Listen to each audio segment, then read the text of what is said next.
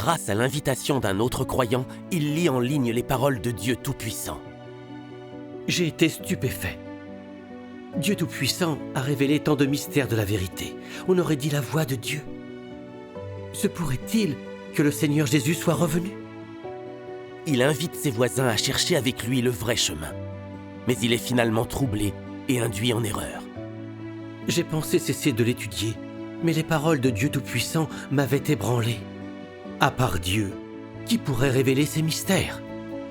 Les arrangements merveilleux de Dieu l'amènent à continuer à rechercher le vrai chemin. Je suis sûr que Dieu Tout-Puissant est le Seigneur revenu, la manifestation de Dieu.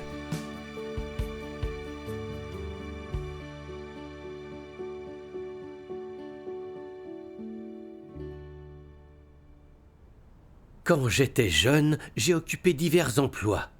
J'ai été superviseur de la paix pour le gouvernement de l'État de sucre au Venezuela. Tous les jours, je devais gérer des problèmes de paix et les demandes des gens. J'ai aussi été chargé des ressources humaines. Et j'ai enseigné l'informatique dans des cours du soir pour adultes. Tous mes postes avaient un point commun: le contact direct avec beaucoup de gens. Le travail était mon quotidien, et même si j'étais occupé, ma vie était toujours très paisible. Lorsque la pandémie a frappé, mes contacts ont cessé, et mon revenu ne couvrait même plus la moitié du coût de ma nourriture. Ma vie a basculé dans la crise. Je devais faire la queue pour acheter de la nourriture ainsi que de l'essence. Pendant cette période, j'ai cherché du réconfort auprès du Seigneur. Oui, on a toujours besoin de son aide. C'est juste. Mon voisin aussi était croyant. Et chaque fois que nous nous rencontrions, nous parlions de ces désastres prophétisés dans la Bible et du fait que le mal et la corruption de l'humanité causaient ces catastrophes. Oui, c'est vrai. Nous étions dans les derniers jours et la Bible annonçait que le Seigneur Jésus allait revenir nous juger. Aussi devions-nous revenir du côté de Dieu pour gagner sa protection et son salut. Oui. Tous les jours, je priais Dieu pour avoir de la sagesse et qu'il me guide. Je voulais connaître Dieu et j'avais besoin de le trouver. Car la parole de Dieu était le seul moyen de trouver le réconfort, de cesser de pécher et de procurer à Dieu de la joie. Dieu soit soit loué. Avoir ce genre de poursuite est précieux. Dieu Oui. soit loué.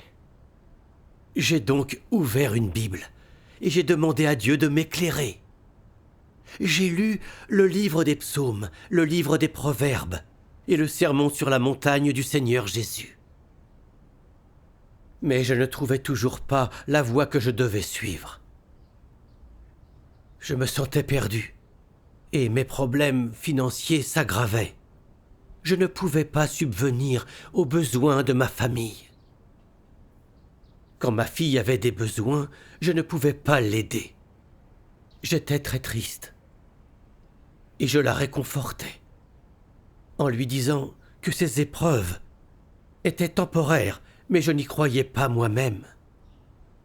Mon cœur était en proie à la tristesse. Je ne savais pas quoi faire. Je voulais émigrer, quitter ce pays et chercher une toute autre solution. Mais à cause de la pandémie, je ne pouvais pas obtenir les papiers ni un passeport. Pour moi, tout devenait de plus en plus difficile. C'est alors que ma femme m'a annoncé qu'elle ne voulait plus rester avec moi. Ça a été la goutte qui a fait déborder le vase. J'ai cru que j'allais m'effondrer, que ma vie n'avait plus de sens. Je suis tombé en dépression. Je souffrais beaucoup. Je pleurais beaucoup et j'avais souvent des insomnies. Le seul moyen que j'avais d'être en paix était de prier Dieu. Sans la direction de Dieu, nous n'avons pas de chemin dans la vie. C'est vrai. Et puis un jour, j'ai reçu un message sur WhatsApp. Une sœur m'invitait à rejoindre un groupe de chrétiens pour écouter la parole de Dieu. Et me demandait si je voulais l'étudier. J'ai dit oui. Et elle m'a ajouté à un groupe d'études. Quand j'ai eu la chance d'entendre les paroles de Dieu Tout-Puissant, j'ai eu l'impression que c'était la réponse de Dieu à mes prières. J'ai été attiré par les déclarations autoritaires de Dieu Tout-Puissant, et ces mots ont dissipé beaucoup de doutes et d'idées que j'avais. J'ai appris que Dieu était déjà revenu et accomplissait une nouvelle œuvre. Dieu soit loué, les brebis de Dieu peuvent reconnaître sa voix. Et Dieu soit loué. Cela a eu un énorme impact sur moi. Au milieu de ma surprise, de ma joie et de ma curiosité, j'ai appris le plan de gestion de 6000 ans de Dieu et les 3 étapes de son œuvre pour sauver l'homme. J'ai su qu'il prenait un nom différent à chaque ère. L'Éternel, Jésus est Dieu Tout-Puissant. Et j'ai appris la signification de l'œuvre qu'il accomplit à chaque ère. Les paroles de Dieu Tout-Puissant me plaisaient beaucoup. J'étais très heureux. Dieu soit loué. Tu devais être enthousiaste d'obtenir ce que tu avais tant espéré. Exactement. Voulant apprendre plus de vérités et les partager avec les autres, j'ai joyeusement prêché l'Évangile à mes voisins, en leur disant que le Seigneur Jésus était revenu. C'est formidable. Je pensais que tout croyant entendant l'Évangile de Dieu des derniers jours se réjouirait, chercherait la vérité et accepterait joyeusement l'Évangile. Mais ça a été tout le contraire. Ils m'ont demandé « Rien de tout ça n'est dans la Bible. Où as-tu trouvé ces informations ?» Je leur ai répondu « J'ai appris ça grâce à un groupe d'études en ligne, et comme je débute, mes connaissances sont limitées, mais les paroles de Dieu Tout-Puissant m'ont attiré. Ils m'ont dit d'être prudent, car beaucoup de faux Christ allaient surgir dans les derniers jours. Puis, ils m'ont envoyé ces versets bibliques. Si jamais quelqu'un vient alors vous dire « Le Christ est ici » ou encore « Il est là », ne le croyez pas. Car il s'élèvera de faux Christ et de faux prophètes. Ils feront des prodiges pour séduire, s'il était possible, les élus. Soyez sur vos gardes. Je vous ai déjà tout annoncé d'avance. Ils m'ont dit que je m'intéressais à une religion fausse. Et que, dans ce monde technologique du XXIe siècle, si le Seigneur Jésus revenait, il ferait sûrement un grand miracle qui secourrait le monde. Mais que rien de tel ne s'était encore produit. De plus, le Seigneur Jésus n'était pas apparu et n'avait pas guéri les malades ou ressuscité les morts. Donc ceci prouvait qu'il n'était pas encore revenu. Cette interprétation ne correspond pas aux paroles du Seigneur Jésus. Il n'a jamais promis de grands miracles pour son retour. C'est juste. Le Seigneur Jésus a clairement précisé. Car il s'élèvera de faux Christ et de faux prophètes, ils feront des prodiges. Pour séduire, s'il était possible, les élus. La marque d'un faux Christ, c'est de montrer des miracles. C'est juste. Qu'as-tu pensé de tout cela à l'époque ? Quand je les ai entendus, mon cœur a été rempli de doutes. J'avais peur de trahir le Seigneur Jésus. Je craignais d'être induit en erreur et de suivre un faux Christ. À l'époque, j'étais encore convaincu que le Seigneur Jésus reviendrait sur les nuées et se tiendrait sur un trône blanc pour juger chaque personne selon ses péchés. Mais ces prêcheurs disaient que Dieu s'était fait chair et prononçait des paroles pour juger nos péchés. Toutes ces choses engendraient en moi un conflit interne et me rendaient mal à l'aise. Tu peux être troublé si tu ne suis pas les paroles du Seigneur et que tu écoutes les gens. Oui. Absolument. J'attendais avec impatience notre sermon du soir. Et j'avais envie de continuer à enquêter. Mais les propos de mes voisins avaient pénétré mon cœur. J'étais sur mes gardes. Au début du sermon, j'ai décidé de quitter le groupe. Hein ? As-tu prié ou cherché avant de prendre cette décision ? Non. J'étais vraiment très impulsif. J'ai écrit un message sur WhatsApp sur la raison pour laquelle je quittais le groupe, en expliquant que je craignais d'être induit en erreur par un faux Christ, et j'y ai joint les versets que j'avais reçus de mes voisins. Juste au moment où j'allais envoyer ce message et quitter le groupe, mon téléphone m'a indiqué qu'il n'avait plus de batterie. J'ai été surpris, car je rechargeais toujours mon téléphone avant les réunions. Alors pourquoi la batterie était-elle à plat ? Mais ma décision était tout de même prise. Je me demandais pourquoi il n'y avait pas eu de miracle si Christ était revenu. J'ai rebranché mon téléphone et j'ai décidé d'envoyer le message dès que mon téléphone serait suffisamment chargé. Quand la batterie a atteint 5%, j'ai allumé mon téléphone et j'ai vu des versets de la Bible qui avaient été envoyés au groupe. Par curiosité, je les ai lus. Voici. Je me tiens à la porte et je frappe. Si quelqu'un entend ma voix et ouvre la porte, j'entrerai chez lui, je souperai avec lui et lui avec moi.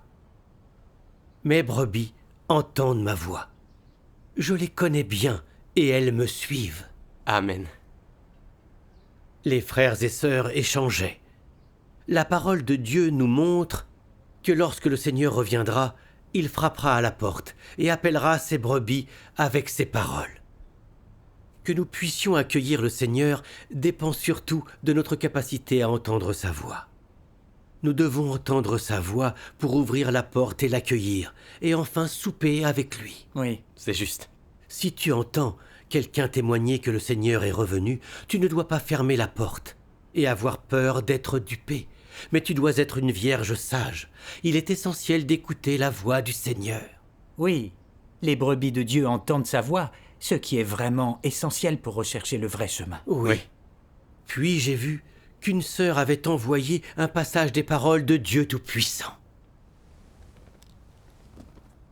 Si en ce jour il émergeait une personne capable de manifester des prodiges, de chasser les démons, de guérir les malades et d'accomplir beaucoup de miracles, qui affirmait être Jésus qui est venu, alors ce serait de la contrefaçon, générée par les mauvais esprits qui imitent Jésus. Souviens-toi de ceci, Dieu ne reprend pas la même œuvre. L'étape de l'œuvre de Jésus a déjà été réalisée, et Dieu ne va plus entreprendre cette étape de l'œuvre. Dans les notions de l'homme, Dieu doit toujours accomplir des miracles, guérir les malades, chasser les démons, et toujours être exactement comme Jésus. Néanmoins, cette fois-ci, Dieu n'est pas du tout comme cela. Si dans les derniers jours, Dieu continuait à accomplir des miracles, chasser les démons et guérir les malades, s'il faisait exactement la même chose que Jésus, alors Dieu serait en train de répéter la même œuvre, et l'œuvre de Jésus n'aurait aucune valeur ou signification. Ainsi, Dieu réalise une étape de l'œuvre à chaque ère. Une fois que chaque étape est achevée, elle est imitée par les mauvais esprits. Et après que Satan suit Dieu de près, Dieu change sa méthode. Quand Dieu réalise une étape, les mauvais esprits l'imitent. Vous devez être conscient de cela. Amen. Les paroles de Dieu Tout-Puissant et l'échange des autres m'ont étonné. Chacune des réponses que je voulais y était. Je me suis dit que c'était totalement vrai. Dieu est toujours nouveau et il accomplit toujours une nouvelle œuvre. Il ne répéterait pas son ancienne œuvre. Le Seigneur Jésus n'a pas répété l'ère de la loi. Alors pourquoi Dieu à son retour accomplirait-il la même œuvre qu'à l'ère de la grâce ? Oui. Dieu Tout-Puissant est maintenant venu inaugurer une nouvelle ère et il accomplit l'œuvre de l'ère du règne. Cette œuvre n'a jamais été accomplie. Oui. Dieu Tout-Puissant nous a même prévenus.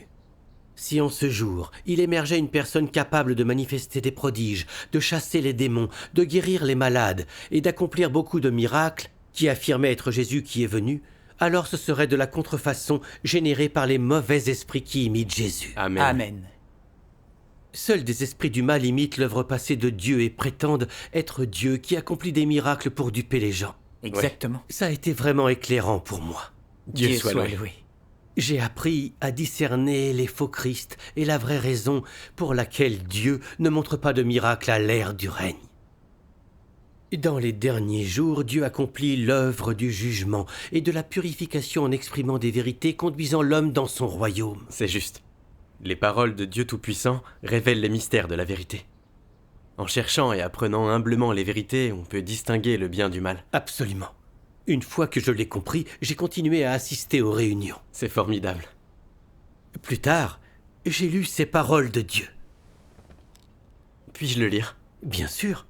Page 1342.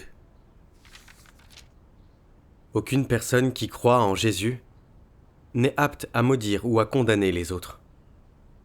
Vous devriez tous être dotés de bon sens et accepter la vérité. Peut-être que, ayant entendu la voix de la vérité et ayant lu la parole de la vie, tu crois que seulement 1/10 de ces paroles est conforme à tes convictions et à la Bible, et que tu devrais continuer à chercher dans les paroles de ce 10 000e. Je te conseille d'être humble, de ne pas être trop confiant et de ne pas t'exalter trop hautement. Avec ton cœur qui ne voue qu'une si petite révérence à Dieu, tu recevras une lumière plus vive.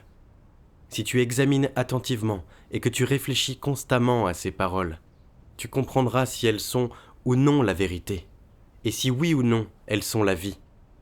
Peut-être qu'ayant juste lu quelques phrases, certains vont condamner ça, disant alors « ce n'est rien de plus qu'un éclairage du Saint-Esprit ». Ou encore « c'est un faux Christ venu pour tromper les gens ». Ceux qui disent de telles choses sont aveuglés par l'ignorance. Tu comprends trop peu de l'œuvre de Dieu et de la sagesse de Dieu.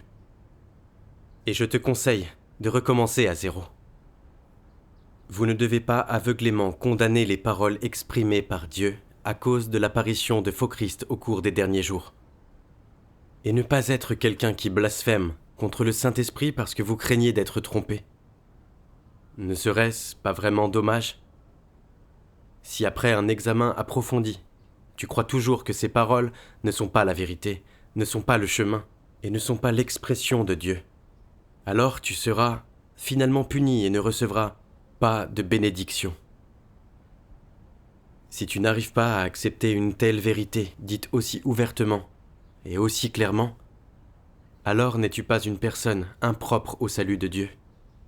N'es-tu pas quelqu'un qui n'est pas assez béni pour se présenter devant le trône de Dieu?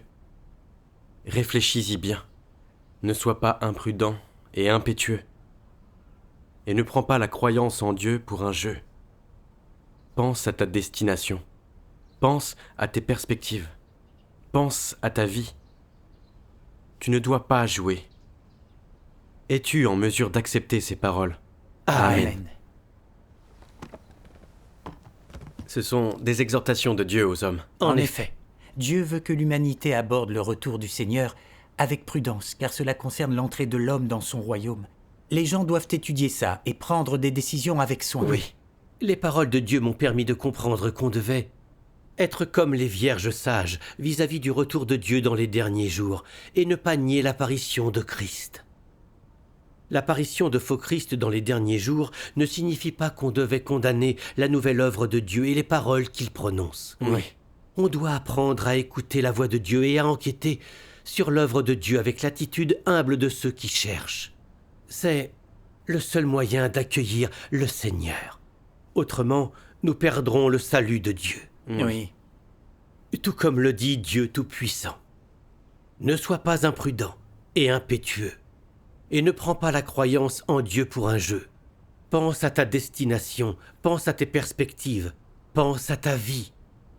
Tu ne dois pas jouer. Es-tu en mesure d'accepter ces paroles? Amen. Amen.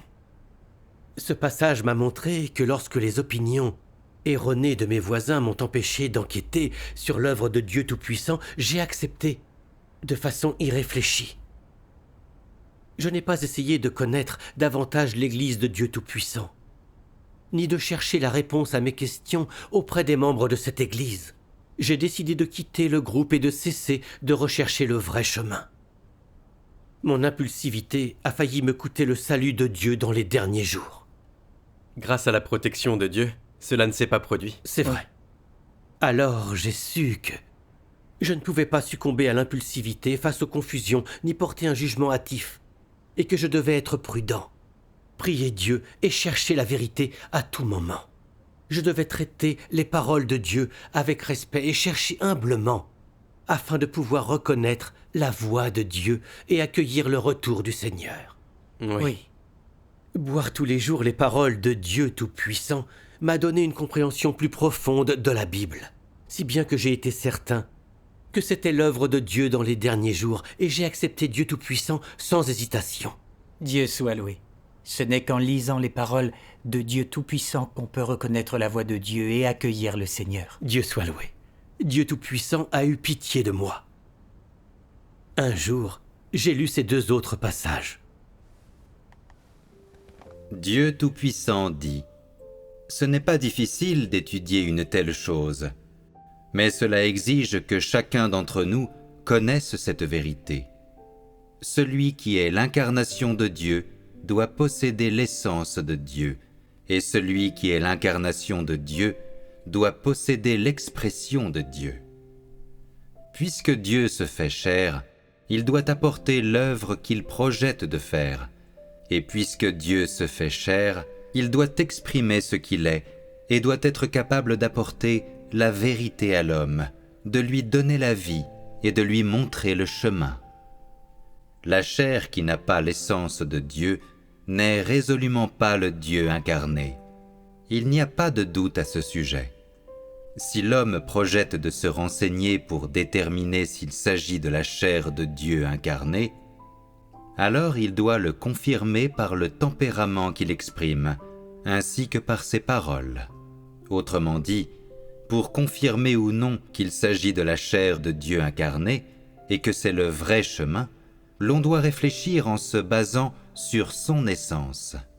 Et ainsi, pour déterminer s'il s'agit ou non de la chair de Dieu incarné, le point essentiel est son essence, son œuvre, ses déclarations, son tempérament et bien d'autres aspects, plutôt que son apparence. Si l'on ne scrute que son apparence et qu'en conséquence on oublie son essence, alors cela montre qu'on est aveugle et ignorant. Dieu devenu chair est appelé Christ, et ainsi, Christ qui peut donner la vérité aux gens est appelé Dieu. Il n'y a rien d'excessif à ce sujet, car il possède l'essence de Dieu et possède le tempérament et la sagesse de Dieu dans son œuvre qui sont inaccessibles à l'homme. Ceux qui s'appellent Christ, mais ne peuvent pas faire l'œuvre de Dieu, sont des imposteurs. Christ n'est pas seulement la manifestation de Dieu sur la terre, mais aussi la chair particulière assumée par Dieu pendant qu'il réalise et accomplit son œuvre parmi les hommes. Cette chair ne saurait être supplantée par un homme quelconque, mais c'est une chair qui peut entreprendre adéquatement l'œuvre de Dieu sur la terre et exprimer le tempérament de Dieu, et bien représenter Dieu et donner la vie à l'homme. Tôt ou tard, ceux qui se font passer pour Christ tomberont tous, car bien qu'ils prétendent être Christ, ils ne possèdent rien de l'essence de Christ. Et donc, je dis que l'authenticité de Christ ne peut pas être définie par l'homme, mais elle est traitée et décidée par Dieu lui-même. De cette façon, si tu veux vraiment chercher le chemin de la vie, tu dois d'abord reconnaître que c'est en venant sur la terre que Dieu réalise l'œuvre qui consiste à accorder à l'homme le chemin de la vie. Et tu dois reconnaître que c'est pendant les derniers jours qu'il vient sur la terre pour accorder à l'homme le chemin de la vie. Cela ne relève pas du passé, ça se passe aujourd'hui. Amen. Ces passages nous montrent le chemin pour discerner les faux Christ et le vrai Christ. En effet, les paroles de Dieu m'ont appris qu'on ne juge pas les apparences pour distinguer le vrai Christ des faux, et qu'on doit regarder leur essence. C'est-à-dire qu'on doit voir s'ils peuvent accomplir l'œuvre de Dieu et exprimer les paroles et le tempérament de Dieu. Oui. Exactement. Dieu s'est fait chair, il exprime des vérités et accomplit son œuvre. Tout ce qu'il révèle est ce que Dieu a et est, c'est le tempérament de Dieu. Et l'œuvre qu'il accomplit peut sauver les gens. Ce sont des choses qu'aucun humain ne possède ni ne peut accomplir. C'est juste. Donc, pour déterminer si quelqu'un est Christ, il faut regarder s'il peut accomplir l'œuvre de Dieu et exprimer le tempérament de Dieu. Oui. Pendant cette période où j'ai enquêté sur l'œuvre de Dieu Tout-Puissant, en plus de voir l'amour pour l'homme révélé à travers sa parole, j'ai aussi vu la justice et la colère de Dieu. Ces paroles sont une épée révélant la corruption dans nos cœurs, exposant notre nature satanique de résistance à Dieu. Oui, Grâce à ces paroles, nous pouvons voir directement notre corruption intérieure, ainsi que le chemin que nous devons emprunter dans notre foi. Amen. En mettant ces paroles en pratique, nous pouvons résoudre notre corruption et vivre une humanité normale. Amen. Les paroles de Dieu Tout-Puissant révèlent énormément de mystères de la vérité et nous permettent de découvrir son plan de gestion de 6000 ans pour sauver l'humanité. On ne peut trouver ces choses ni dans la Bible, ni dans aucune religion. Dieu soit loué.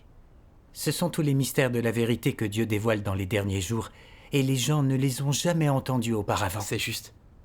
En dehors de Dieu, personne et aucune grande figure ne peut exprimer la vérité et sauver l'humanité. Exact. Seul Dieu incarné peut exprimer la vérité, accomplir l'œuvre du jugement de l'homme et nous offrir le chemin, la vérité et la vie. Oui.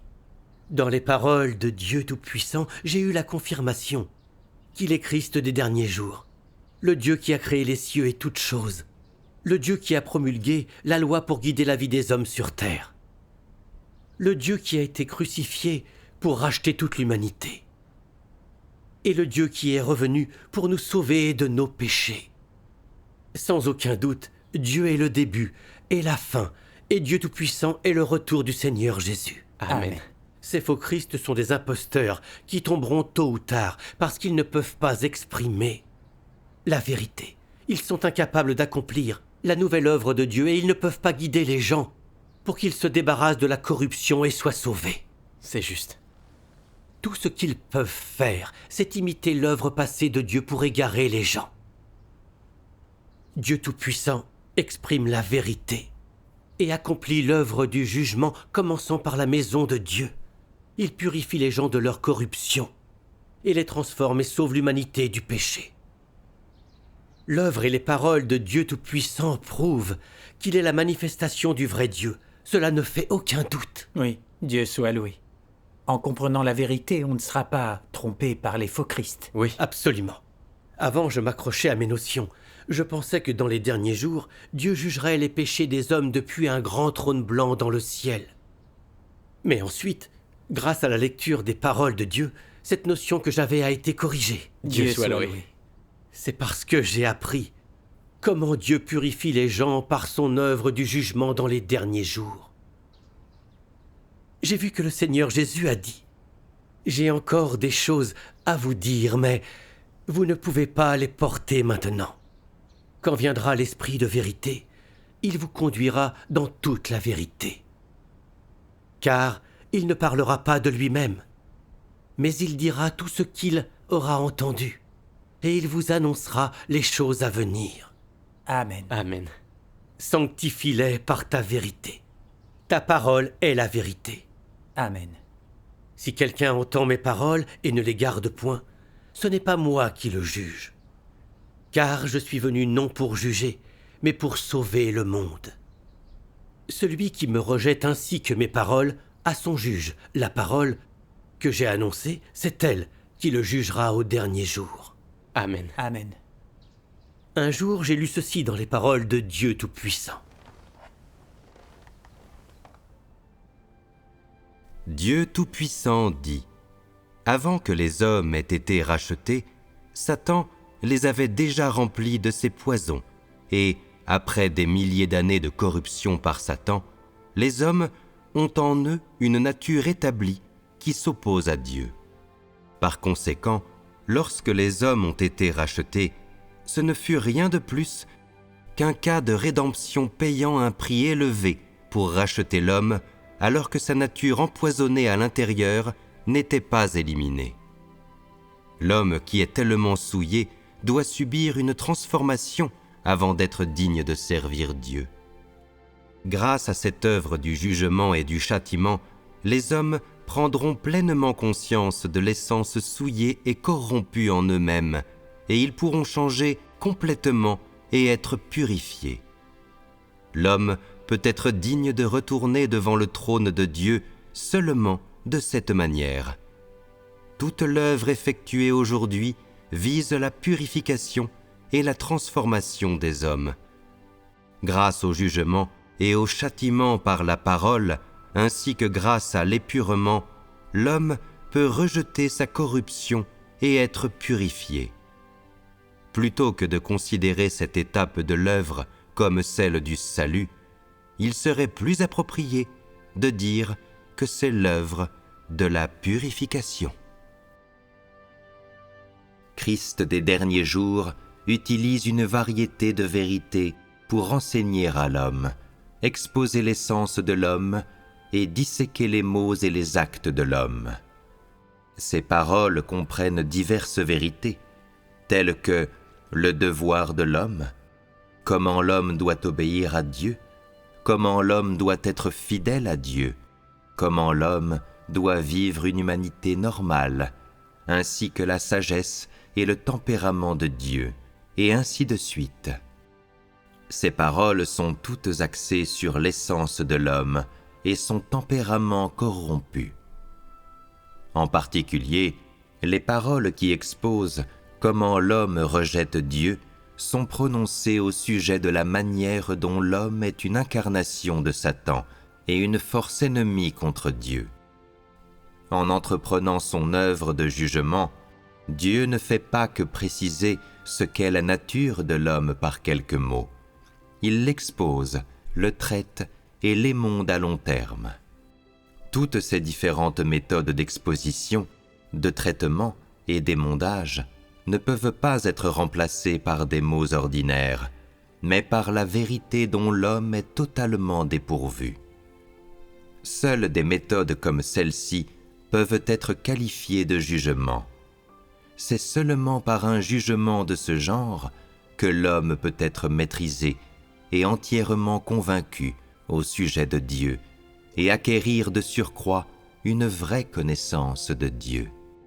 Ce que l'œuvre du jugement apporte, c'est la compréhension par l'homme du vrai visage de Dieu et la vérité sur sa propre rébellion. L'œuvre du jugement permet à l'homme de mieux comprendre la volonté de Dieu, le but de l'œuvre de Dieu et les mystères qui lui sont incompréhensibles. Cela permet également à l'homme de reconnaître et de connaître son essence corrompue et les racines de sa corruption, ainsi que de découvrir la laideur de l'homme. Ces effets sont tous causés par l'œuvre du jugement, car l'essence de cette œuvre est en fait l'œuvre d'ouverture de la vérité, du chemin et de la vie de Dieu à tous ceux qui ont foi en lui. Ce travail est l'œuvre du jugement faite par Dieu. Amen. Amen. J'ai appris que Dieu accomplissait l'œuvre du jugement des derniers jours en s'incarnant et en exprimant des vérités pour sauver l'humanité. Dieu Tout-Puissant a déjà parlé, révélant la nature satanique des hommes, comprenant l'arrogance, la sournoiserie ou le mal. Il a aussi révélé l'égoïsme et l'avidité des hommes, et leur a permis de voir la vérité de leur corruption grâce au jugement par ses paroles, de se haïr eux-mêmes, de se repentir et d'atteindre la révérence et la soumission à Dieu. Seule l'œuvre de jugement de Dieu Tout-Puissant peut résoudre la nature satanique de l'homme. Aucun humain ne pourrait faire cela. Certes. Absolument. C'est là que je me suis rendu compte que si Dieu jugeait chaque personne depuis un grand trône blanc dans le ciel, aucun des humains corrompus par Satan n'aurait une chance de salut. Oui. Parce que toute l'humanité est envahie par la corruption de Satan. Même si, par le salut de la croix du Seigneur Jésus, nous avons été rachetés et nos péchés pardonnés, nous sommes toujours pécheurs. En effet. Nous parcourons le cycle du péché et de la confession encore et encore. Sans l'expérience du jugement, nous ne pouvons pas être purifiés de notre corruption. Et donc, nous serons condamnés et chassés par Dieu. Oui. C'est juste. Dieu est saint et quiconque n'est pas saint ne peut pas voir le Seigneur. Si on ne rejette pas le péché, on ne sera pas digne d'entrer au royaume des cieux. Exact. Ce n'est qu'en étant directement jugés et exposés par les paroles de Dieu que nous pouvons nous connaître nous-mêmes et être purifiés de notre corruption. Tout comme le dit Dieu Tout-Puissant. Toute l'œuvre effectuée aujourd'hui vise la purification et la transformation des hommes grâce au jugement de la parole et à l'épurement. L'homme peut rejeter sa corruption et être purifié. Dieu soit loué. Grâce à l'œuvre de Dieu des derniers jours, les élus de Dieu ont compris que la signification de l'œuvre de jugement de Dieu dans la chair est si grande. Absolument. Bien que cela ne cadre pas avec les notions humaines, tout ce que Dieu fait, c'est pour sauver les hommes. Tant qu'on recherche la vérité, on peut voir l'apparition de Dieu. C'est exactement ça. Lors d'une réunion, j'ai lu ces paroles de Dieu Tout-Puissant qui m'ont vraiment remué. Ceux qui ne comprennent pas la vérité suivent toujours les autres. Si les gens disent que c'est l'œuvre du Saint-Esprit, ensuite, toi aussi, tu dis la même chose. Si les gens disent que c'est le travail d'un esprit mauvais, alors toi aussi tu deviens dubitatif ou tu répètes la même chose. Tu répètes toujours comme un perroquet les paroles des autres, et tu ne distingues rien ni ne penses par toi-même. Il s'agit de quelqu'un qui n'a pas de position, qui est incapable de faire la différence. Une telle personne est un misérable sans valeur. Tu répètes toujours les paroles des autres. Aujourd'hui, on dit que c'est l'œuvre du Saint-Esprit, mais un jour, quelqu'un va dire qu'en fait ce ne sont que les actes d'un homme. Pourtant, tu ne peux y voir clair, et quand tu constates que c'est dit par d'autres, tu dis la même chose. C'est en fait l'œuvre du Saint-Esprit, mais tu dis que c'est le travail de l'homme. N'es-tu pas en train de blasphémer contre l'œuvre du Saint-Esprit ? En cela, ne t'opposes-tu pas à Dieu parce que tu ne peux pas faire la différence ? Amen. Amen. Dieu nous a mis en garde contre l'écoute aveugle des conseils lors de la recherche du vrai chemin et l'évaluation de l'œuvre de Dieu sur la base de notions humaines. Cela peut nous écarter du chemin du Seigneur et nous faire rejeter par Dieu, nous faisant perdre notre chance de salut. Cette triste réalité est quelque chose qui pourrait arriver à n'importe qui. Oui.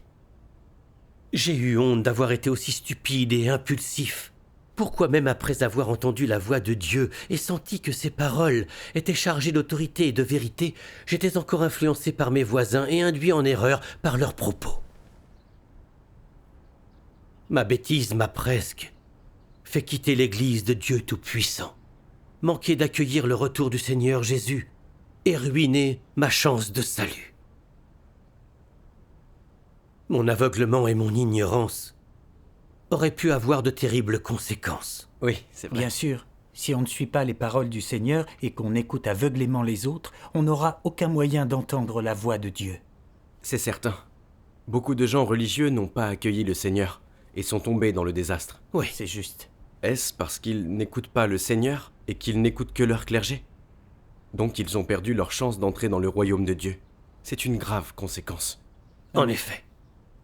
J'ai compris qu'il fallait que je sois tout le temps une vierge sage. Quand on entend la voix de Dieu, on ne peut en douter. On doit prier avec le cœur et demander à Dieu de nous éclairer et de nous guider, et ne pas écouter aveuglément les autres, car on est des êtres créés et on ne possède pas la vérité. On doit suivre les paroles de Dieu à tout moment, tout comme Pierre a entendu les paroles du Seigneur et l'a suivi. Oui. Amen. En repensant à ma stupidité et mon ignorance passée, j'ai prié Dieu Tout-Puissant, lui demandant de me pardonner mes erreurs. Je me sentais prêt à l'accepter, ainsi que le jugement et le salut de ses paroles. Dieu soit loué. Depuis, je lis tous les jours les paroles de Dieu Tout-Puissant. Quand je suis faible, je demande à Dieu la foi et la force pour ne pas tomber. Avec la direction et l'aide de Dieu, j'ai maintenant surmonté ma dépression et je suis devenu une personne positive. J'ai aussi un nouveau travail. Dieu soit loué. J'ai l'impression que cela est dû au merveilleux arrangement de Dieu. Petit à petit, ma vie s'est nettement améliorée. Plus important encore, je peux boire les paroles de Dieu Tout-Puissant chaque jour, me réunir et échanger avec les autres. Dieu soit loué. Maintenant, j'ai commencé à prêcher l'évangile du règne, aidant plus de vrais croyants qui ont soif du vrai chemin à entendre la voix de Dieu et à accepter son salut des derniers jours. Dieu soit Dieu soit loué.